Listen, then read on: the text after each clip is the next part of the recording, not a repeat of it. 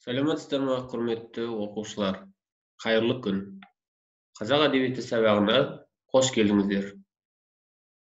Дәптерді ашып, күннің жадын жазамыз. Сәуірдің 7-сі, тақырып лирика, лирикалық кейіпкер және ақын Ерлан Жүніс. Сабақ бөлімдері мынадай. Лирика деген не? Бірінші бөлім. Екінші бөлім лирикалық кейіпкер деген кім? Үшінші бөлім ақынның өмірбаянымен танысу. Ендеше сабағымызды бастаймыз. Тақырыпты дәптерімізге жазып аламыз. Лирика деген не? Лирика гректің лира аспабының сүйемелдеуімен айтылатын көркем әдебиет жанрының бірі. Яғни грек тілінен шыққан сөз екен.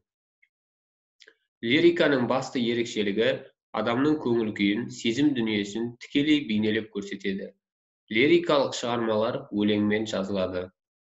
Онда автордың немесе кейіпкердің дүниеге көзқарасы, оның сезімін, нақты ойы, көңіл күйін суреттеу, әсерлеп бейнелеу арқылы көрсетіледі.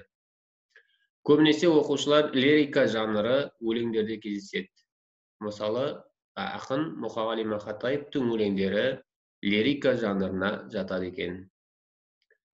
Мәселен, қазақ лирикасының басы тұрмыс салт өлеңдеріне, той бастар мен жаржарда, сыңсу мен беташарда, немесе қоштасу, мұң айту өлеңдерінде, көңіл айту өлеңдерінде кездеседі екен. Яғни біздің лирикамыз сол ата-бабамыздың дәстүрінен бастап сақталған екен.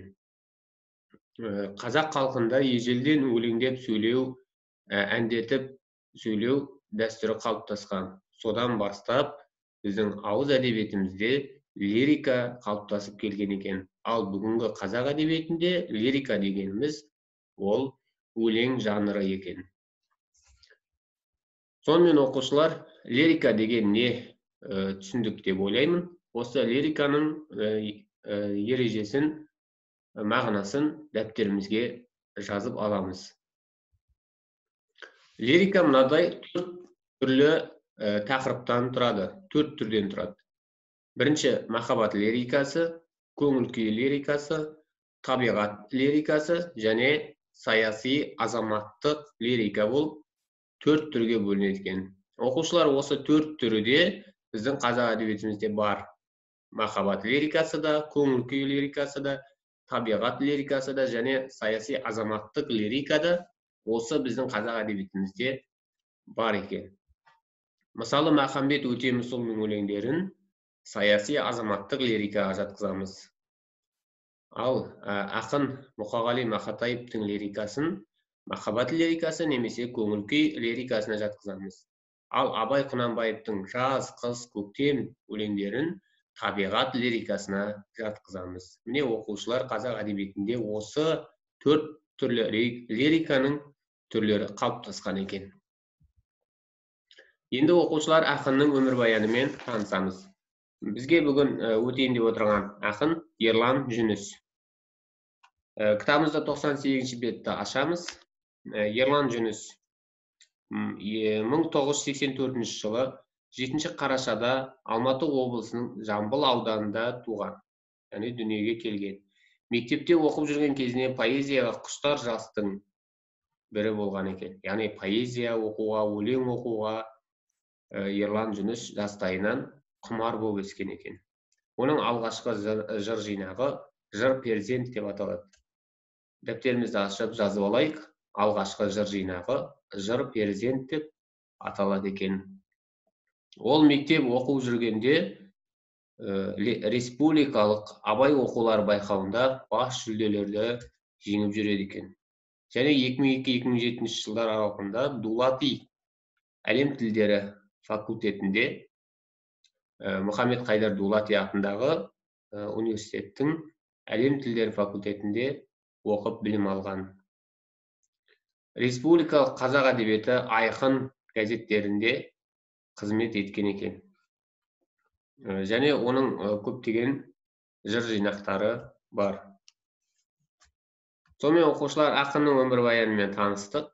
Енді Лирикалық кейіпкер деген кім? Кітаптан 100-ші бетті ашамыз. 100-ші бетте лирикалық образ деген бар. Лирикалық кейіпкер, яғни ақынның өзі. Өлеңдерінде өзін суреттейді. Яғни ақынның өзінің жанынан шығарған өлеңдерінде лирикалық кейіпкер өзі болады екен. Сыршыл өлең жылдардағы ақынның бейнесі, оның ішкі бітімі, ақынның мың ерім көңіл күйінен, нәзік сыры мен сылқым сезімнен өріліп жасалған өзгеше кейіпкер дейді Зейнолла Қабдолов. Яғни оқушылар бір сөзбен айтатын болсақ, лирикалық кейіпкер дегеніміз ақынның өзі екен. Яғни өлең жазған кезде ақындар өзінің атынан жазады. Сол жазған өлеңі, сол өлеңдегі кейіпкер ақынның өзі болып есептеледі екен. Яғни лирикалық кейіпкер дегеніміз ақынның өзі. Жақсы оқушылар, ендеше үйге тапсырма. 98-ші бетте бірінші тапсырма. Бірінші тапсырмада былай дейді: ақын Ерлан Жүністің ел, туған жер, отан туралы тағы қандай басқа өлеңдерін білесіңдер? Егер білмей жатырсақ, интернеттен тағы басқа кітаптардан қарауларыңызға болады. Яғни екінші тапсырмасы былай дейді: басқа ақындардың тәуелсіздік тақырыбында жазған өлеңдерін тауып, осы Ерлан Жүністің өлеңімен салыстырыңдар дейді. Яғни біз енді салыстырмаймыз, тек қана басқа ақындардың, қандай ақындар тәуелсіздік тақырыбына өлең жазған екен, соны іздеп тауып жазып, дәптерге суретке түсіріп, маған өзіме жеке жібереміз. Жақсы оқушылар, сау болыңыздар. Келесі сабақта кездескенше аман болыңыздар.